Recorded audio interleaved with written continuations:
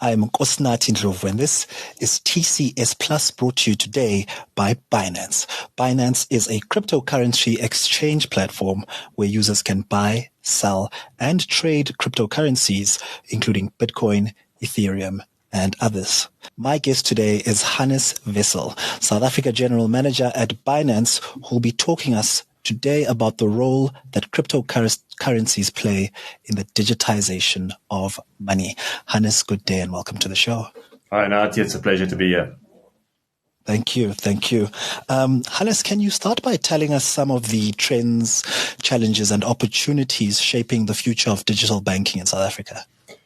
Yeah, I think if we use the term digital banking, I think it kind of describes the traditional system as it is at the moment, and that kind of as it's now evolving and morphing into, I think, what is a hybrid between digital assets and traditional banking, or the fiat world as we call it. I think looking where we come from, Nati, we've always had a very sophisticated banking system in South Africa. It's always been well run, it's well governed, it works really well. I think one of the criticisms towards it for a long time has been exclusion, and I think we've all been aware that I think a large part of our population was excluded, especially in the apartheid days, but also for a period post-apartheid, where I think the likes of the emergence of a Capitec, Time Bank, etc., addressed that problem to a large extent. But there's still a big part of the population who can't actively participate in the economy as a result of that. I think any of us just need to go to an ATM of a month end to see what happens, where everybody just draws cash and it becomes a very short-term cash warehouse. So why is that relevant? We are looking at people basically still relying on paper money for everything they do. I think the time has come for us to really seriously revisit that and looking at digital banking as, basically electronic money as a substitute for paper money in everyday life, where we should just not really be holding paper money anymore.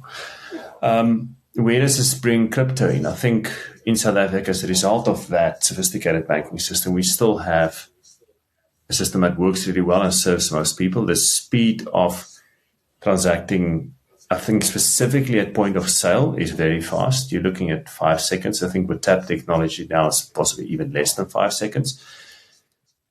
Now that sounds very efficient. It sounds like it works really well, but we need to remember that in that case, the transaction is concluded and the money is taken off your bank account in 5 seconds, but the merchant per se is not necessarily paid in 5 seconds. And I think that's the bit we know, optically it looks like a transaction is concluded. The merchant's not paid, so they sometimes need to wait 7 days, 14 days for their money, depending on which system you're on and whatever mechanics is happening in the background. And I think especially in an economy like South Africa, where, working capital cycles are tight, you really need to get your sales in to buy your new stock or whatever it is you're doing, get your working capital cycle to be working faster. And if I look at what crypto does, and if I look at what we've achieved with Binance Pay, with some of our partners in South Africa, that cycle can be reduced to 2 days, maybe 1 day. Even using a fiat off-ramp, if we were to use crypto only, we were to pay merchants with crypto only, that would be a matter of 10 minutes if you use Bitcoin. Lightning Network, far less. If we use the BNB chain that we obviously have devised and use, that's sometimes under a minute. So then your working capital cycle becomes almost immediate. So it's really a spectrum of these settlement cycles, I think, that'll drive it in the future. And I think the small and medium SMEs, they will propagate more and more for the increased settlement cycle. So it's come a very long way, but I think there's still some efficiencies to be gained. And this is only in country. I think the moment we start looking across the border, it looks even more challenged. And I think that'll be addressed over time as well. Okay. So how is Binance capitalizing on this rapid adoption of mobile banking and the advancements in financial technology?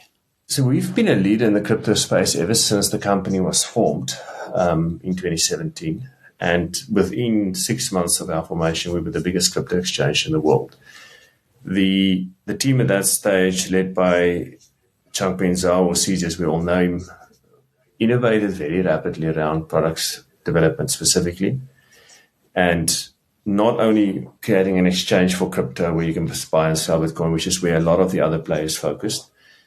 Very shortly thereafter, we rolled out Binance Pay, we rolled out the futures product, we rolled out peer-to-peer trading, and all of that is crypto for different situations and different scenarios. And we're really trying to get to different market segments. I mean, the derivatives product silo is for the institutional market, primarily aimed at the institutional market. The Binance Pay and peer-to-peer is aimed at the retail market. So really bringing crypto to all spheres of the population, making it as accessible as possible. And our fees has always been very low. I mean, it's currently, depending on where you're trading, but in the region of 0.1%. And that is making finance accessible to everybody. And that's always been our goal. All right. So could you give us some examples then of how blockchain technology can help enhance security of transactions? Yes. So I think there's again layers of this. So if you look at the blockchain specifically, you look at Bitcoin and the underlying technology of Bitcoin, you look at the Bitcoin mining algorithms, the scaling and descaling sophistication of that as the market volumes increase and decrease. That in itself is designed to be very complex for a reason that it can't be hacked. It's also based on a consensus mechanism where the miners, as the key settlement agents, incentivize to do so independently. Unless 51% of them give their indication or vote for specific change in Bitcoin, there's going to be no change in Bitcoin, which at this stage is a very good thing. So you've got that first layer one at the blockchain settlement level security, which is very sophisticated. With that comes big, long transaction hashes, long passwords and everything to get into your wallet, etc. So you bring that into exchange. We simplify it. You can use your Android device or your Apple device. You can use your biometrics to come into your account. But at the same time, we provide that custody to the user. We've got what we call a SAFU fund that we have established, and at some stage 10% of our revenues went into this fund. So if there is ever a dispute and it looks like Binance was hacked for whatever reason, then that's the fund that we use to pay our users out. So you've got that first layer, the blockchain security. Then at the exchange level, we've got security as well. It's in the almost 3 years that I'm with the company now, I've not seen a significant hack. There was one evening when they tried to get into the BNB chain. It was cut off and stopped very quickly. And I think a lot of the fraud we see is almost at the peripheral of crypto. So in the fiat world, from the fiat world to crypto. And then also, the investment scams and the financing scams. I think that becomes education matters, where we always invite everybody to go to our Binance Academy website and say, guys, look at all the type of scams that's out there. A lot of the stuff, if it's too good to be true, it probably is. So just look again. You will never give your rands to someone you've not met, unless it's, let's say you trade with Takealot as a good example. Takealot, you know what they do, they deliver. So if I say them, you've got that transactional relationship with them that goes back a long time. But with crypto, we often find, Nati, that people just see something that looks so good and they just hand over the crypto to someone they've never met and never transacted with. And it's astonishing. And we just say, guys, just look again. Please just revisit all these things. Make sure if it looks too good to be true and you don't have proof of concept, just look again. And I think that's the type of things we certainly look out for. We ask everybody to be super cautious of. So, Hannes, how does decentralized finance, or DeFi, make financial services in Africa more accessible to everyone? So I think just the concept first is that DeFi is not something we've developed or only something I think we've participated in from the outset. But DeFi really stands for decentralized finance, and that's what the blockchain is. Oh, okay. Yes. It's really designed in a way where you obviously have the centralized exchanges like Binance, and then you have a lot of decentralized wallets and apps and things that you can use. Very useful, specifically in cases where I think people feel unsafe. You don't want to carry a Binance app in your phone in a country where you think someone could attack you. So that could be very useful. We've, however, devised what we call a Web3 wallet, which is really a DeFi wallet for our Binance customers.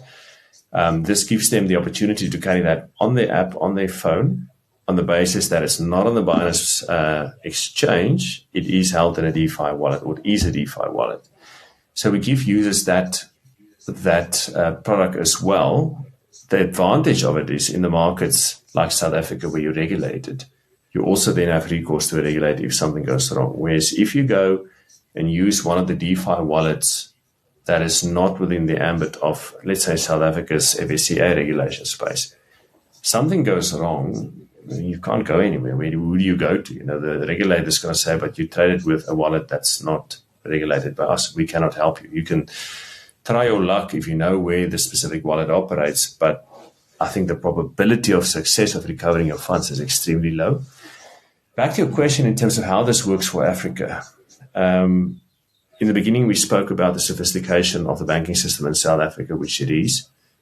But I think north of our borders, there's a lot of countries that do not have sophisticated banking systems. And it becomes very difficult to transact in many of these countries. It's, for many reasons, still really dollar-based. I see the Central Bank of Zimbabwe made a declaration last week that they're going to now trade only on the new currency, the ZiG, and they're going to phase out dollar trading.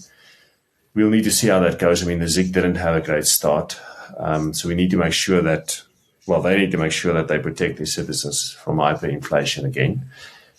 But when you trade using DeFi wallets and you use stuff like stablecoins, I always say make sure you know who issues the stablecoin. I think the bigger players like Tether and Circle has done a great job with their Circle coins, but you always need to just watch them and see, is the attestation reports, does it stack up? Do they have everything they say? And the big ones do. For now, and long may that last. But for the smaller ones, just make sure you know who you're dealing with and they actually say they've got the collateral, or they actually can prove that they've got the collateral they say they have. So that's one of the important considerations. But all those things in place, I think it's got a vital role to play in Africa because it just makes transacting so much easier. I think most Africans have a phone now. In South Africa, we know our phone density or SIM card density is more than one per person. So we know most people got a phone. And in those less sophisticated markets, it just makes the ease of transacting so much better, So it definitely has a big and growing role to play in Africa. Okay. And in what other ways would you say that Binance is contributing to this revolution where money is becoming digitized? I originally referred to some of the products we have that's very unique to our offering. Let's take Binance Pay as an example. I think our most famous partnership at this stage is with Crypto Convert and Pick and Pay, where you can use your crypto to buy groceries or whatever you buy at Pick and Pay. Why I think our product is leading in that sense is you can actually prioritize what we call your liquidation order. So let's say you have 3 cryptocurrencies, Bitcoin, Ethereum, and the BNB coin. You can say, okay, take my BNB coin first, then my Ethereum, then my Binance coin. So it's not a case if you open your wallet and you see, okay, well, I bought some stuff today, but I had to pay in Bitcoin and I actually want to pay in BNB coin. So you can prioritize that as well. That on the one side, in a sophisticated market works really well. Then you look at the less sophisticated markets where the peer-to-peer traders actually becomes more prevalent and more vital because you just literally trade from one person to South Africa. I think the banking equivalent in South Africa in that sense is PayShop, which I think is a brilliant product. But not everybody has access to it. Whereas from a crypto perspective, it's easier to get this type of access. And it's all QR code based. You just need to make sure, again, like with anything in any transactional relationship, I think you just need to make sure you know exactly what you're dealing with. Okay. All right. That is Hannes Wessels, General Manager at Binance South Africa. Thank you for tuning in. Thank you, Nathan.